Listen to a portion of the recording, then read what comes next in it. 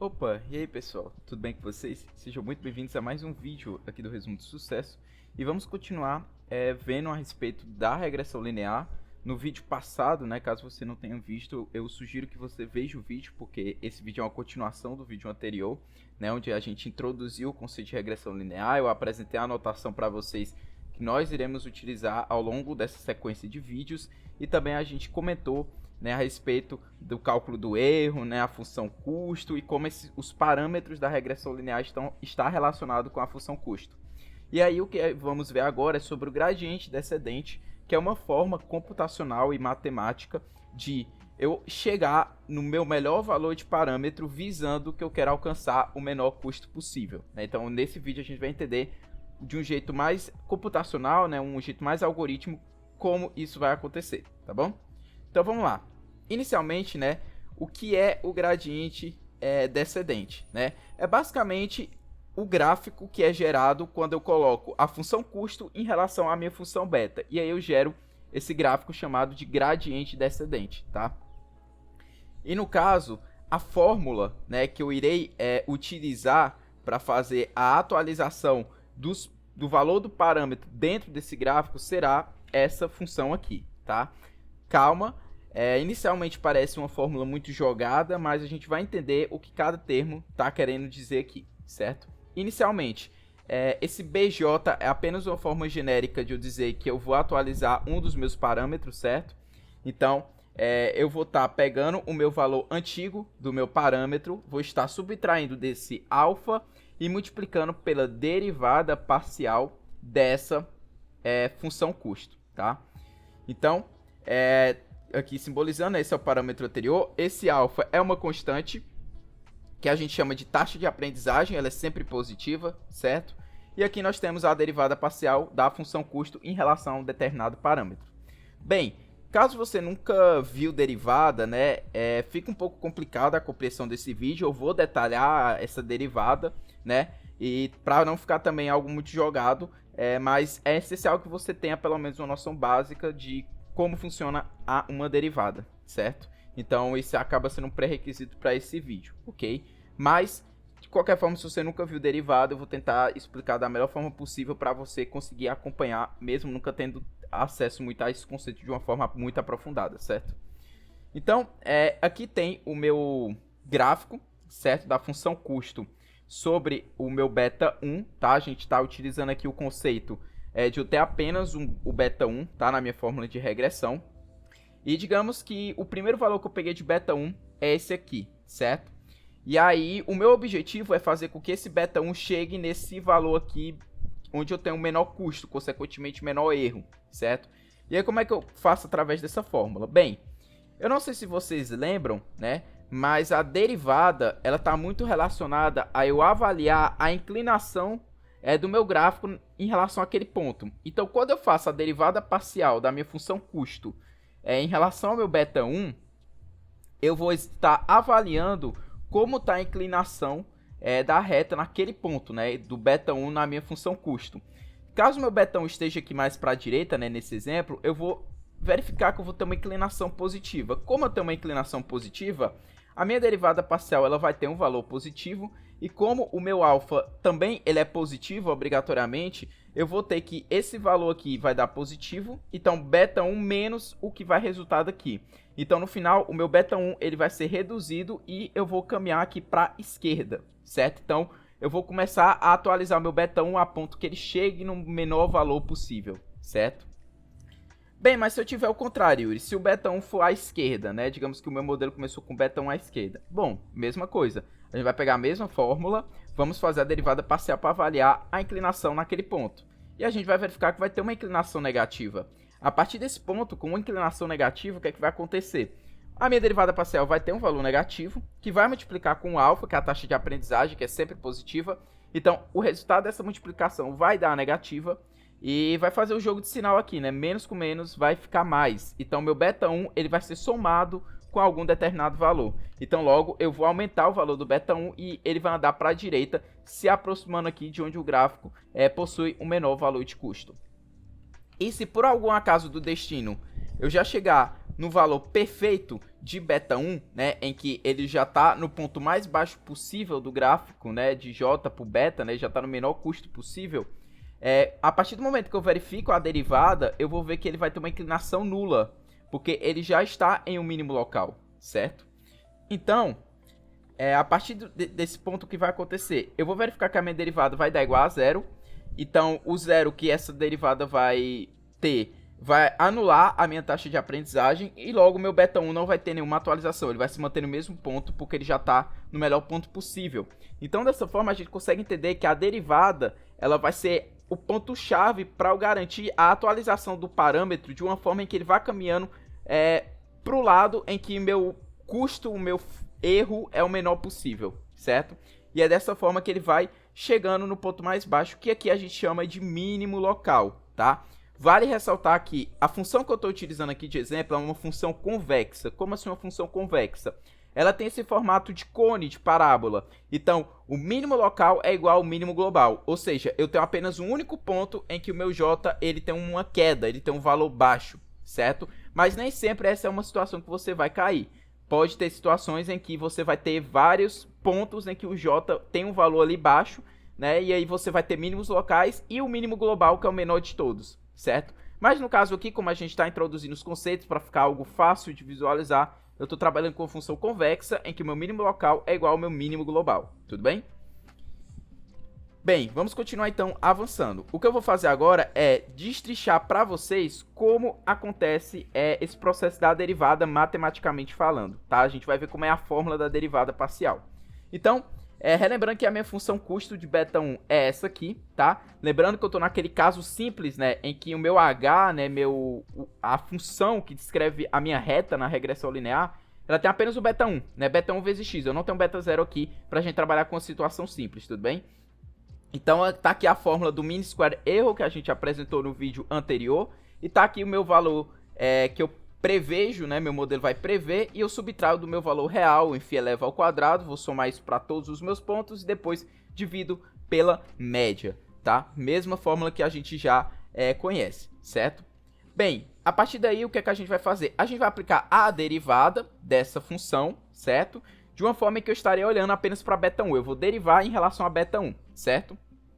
Esses x e esses y, eles funcionam como se fossem constantes e não variáveis, certo? E bem, aqui o que eu fiz foi apenas tirar o somatório, tá? Eu expandi o somatório, então vocês podem ver que eu escrevi, ó, para o registro 1 vai ter o registro 2, mais o que acontece no registro 3, bababá, até chegar no registro M, que é o último, né? Eu não sei se vocês lembram, mas M é o número total de registros que eu tenho, né? Que é a quantidade total de dados que eu tenho. Então, eu vou aplicar a derivada parcial disso, tá? Bem, como é que vai funcionar? A derivada parcial, ela vai entrar dentro de cada parêntese desse, né? Dentro de cada conjunto desse, certo? Porque cada conjunto desse, ela funciona como se fosse uma função, tá? Eu tenho uma função que tem um beta aqui dentro, elevado ao quadrado, tá? E aí, ele vai aplicar a derivada desse termo e depois vai aplicar a derivada dentro dessa função aqui, dentro desse termo, tá? Para ficar melhor de entender, eu vou aplicar a derivada parcial apenas desse meu primeiro termo, certo? Então, o que é que vai acontecer? Esse 2, ele vai descer pela regra da derivada, certo? E eu vou subtrair uma unidade desse expoente. Então, vai ficar expoente elevado a 1. Então, fica 2 vezes beta 1 vezes x1 menos y1, certo? Pronto, eu fiz a derivada externa. Agora, eu vou fazer a derivada aqui dentro desse termo. Eu vou fazer a derivada de beta 1 vezes x, né, em relação a beta 1. Bem, vai ter aquela coisa. O 1 que está aqui no expoente do beta 1 vai descer e eu vou subtrair uma unidade. Então, eu vou ter 1 vezes beta 1 elevado a 0 vezes x. Bem, beta 1 elevado a 1, beta 1 elevado a 0 é 1. Então, no final, eu vou ter 1 vezes x1, certo? Menos a derivada de y em relação a beta 1. Como eu não tenho um beta 1 aqui, essa derivada vai dar 0. Então, se vocês perceberem, eu vou ter multiplicado aqui apenas o x, porque foi o que sobrou da derivada interna, certo? E aí, essa é a derivada parcial que eu vou ter dentro desse termo. Bem, como os outros termos seguem a mesma ideia, vai seguir a mesma linha de raciocínio dessa. Por exemplo, se eu for aplicar essa mesma derivada para esse termo aqui, eu vou ter 2 vezes beta 1 vezes xm menos ym vezes xm, certo? Mesma linha de raciocínio. Então, pegando aqui e aplicando a derivada, vocês podem ver que eu repliquei aqui o que a gente viu anteriormente, tá? Tá aquela fórmula que a gente chegou. tanto no 1 como também no m, tá? Que eu generalizei para todos os termos.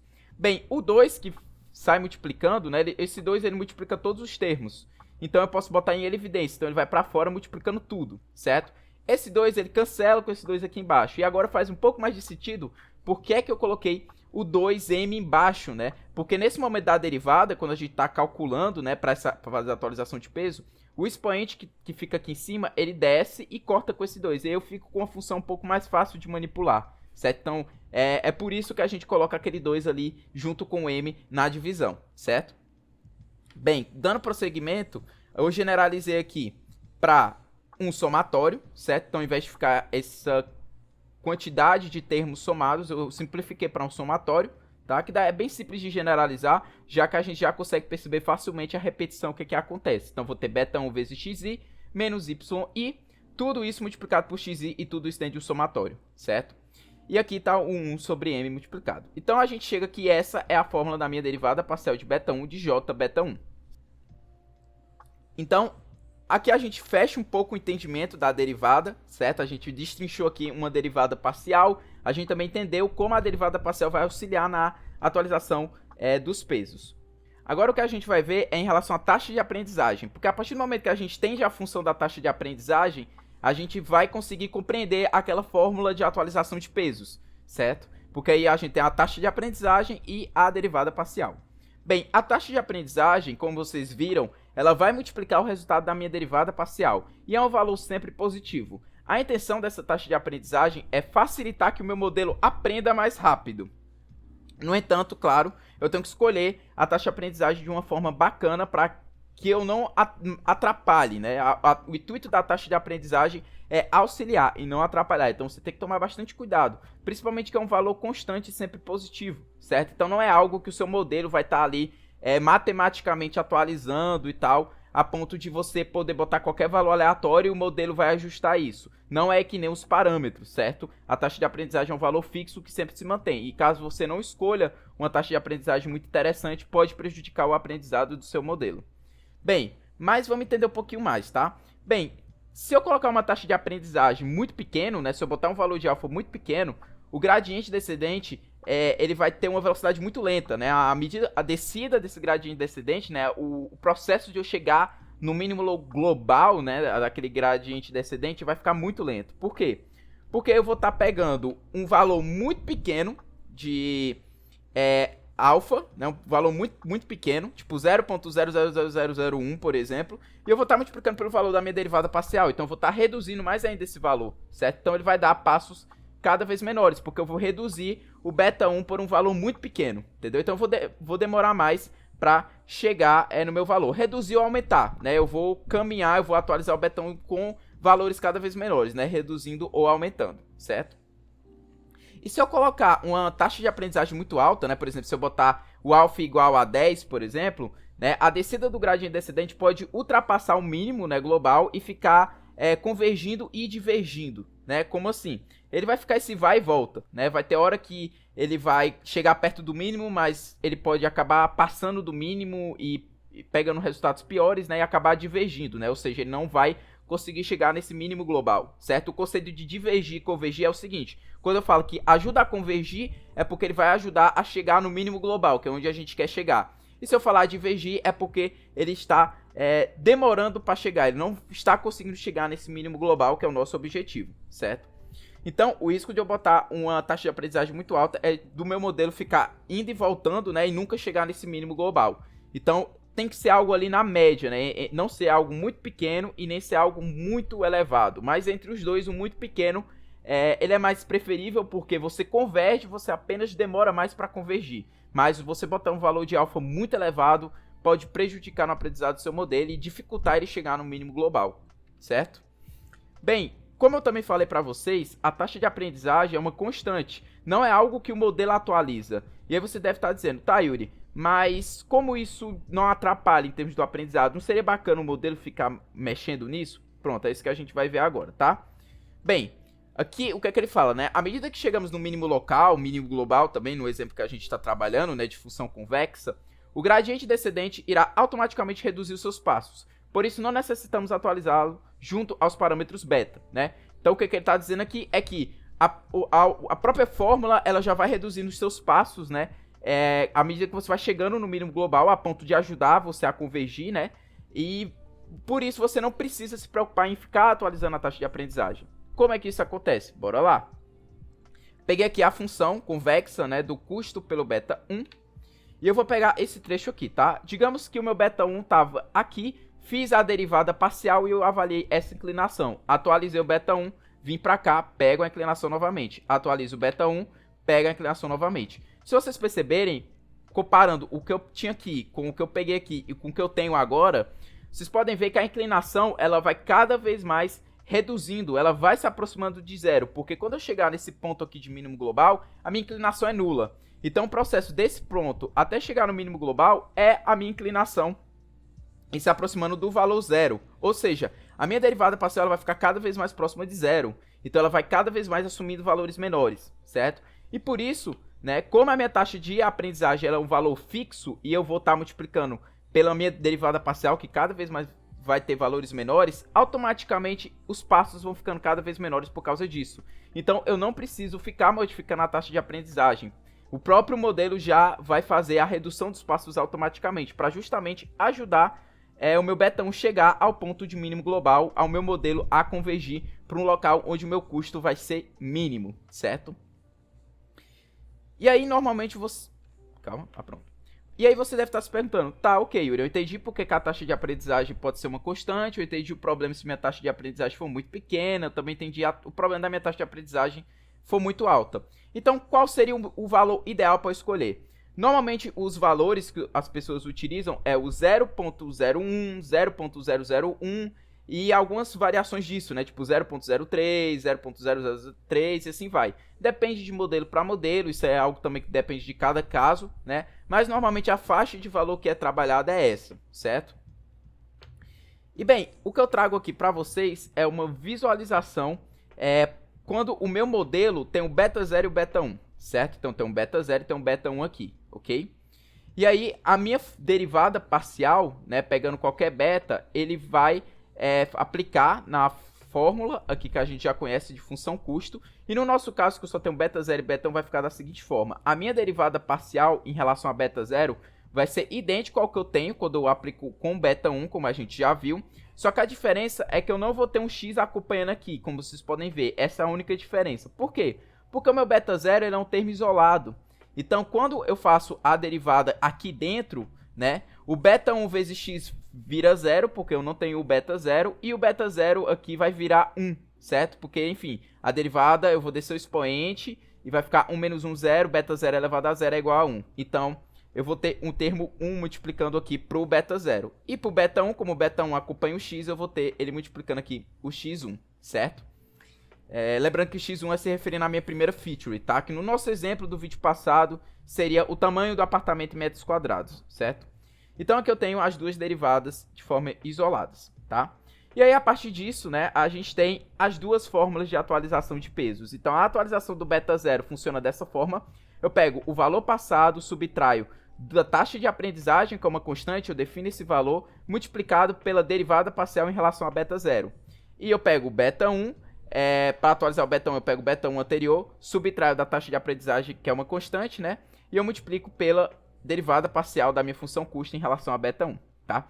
Um ponto importante, como é que eu tenho dois parâmetros, tá? A atualização dos parâmetros acontece junta, tá? Então eu sempre atualizo beta 0 e beta 1 juntos, apesar de serem fórmulas separadas, mas pensando num programa, né, que vai executar essa questão do aprendizado, né, a gente teria a linha de execução dessa fórmula do beta 0 e logo embaixo a gente teria também a linha de execução para atualizar o beta 1. Se a gente tivesse um beta 2, mesma coisa. Se tiver um beta 3, mesma coisa, para depois fazer todo o processo novamente, né, de fazer a previsão para cada dado, vou avaliar o erro e aí atualizo de novo se eu ainda não tiver chegado no menor erro possível, né? E assim vai por diante, certo? Então, outro ponto também importante é que a taxa de aprendizagem ela é uma constante e ela é igual para todos os parâmetros, tá? Se eu digo assim, minha taxa de aprendizagem é 0.01, é esse valor para todos os betas, tá? Para todos os parâmetros, tá bom?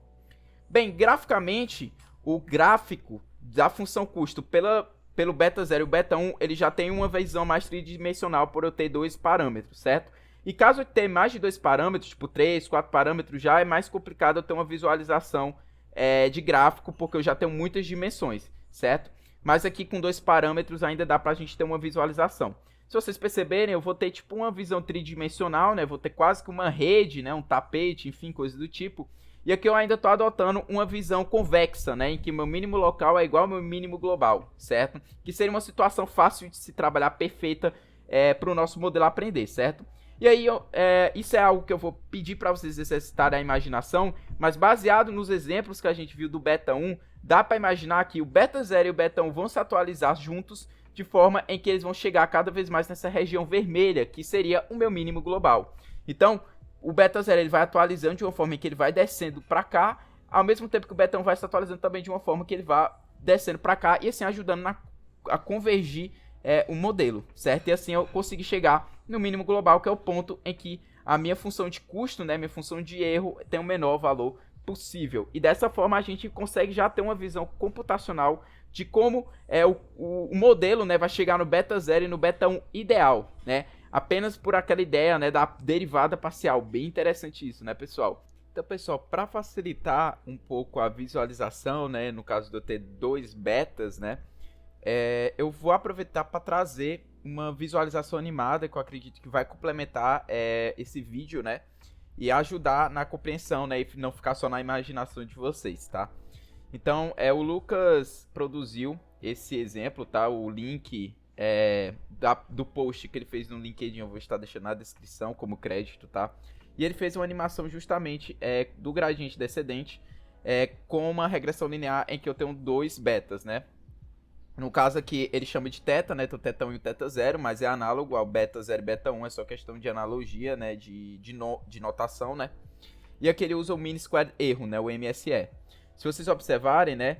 Aqui nesse gráfico de cima tem o ajuste, né? Da linha nos dados, né? Que estão soltos aqui, né? O scatterplot dos dados, né?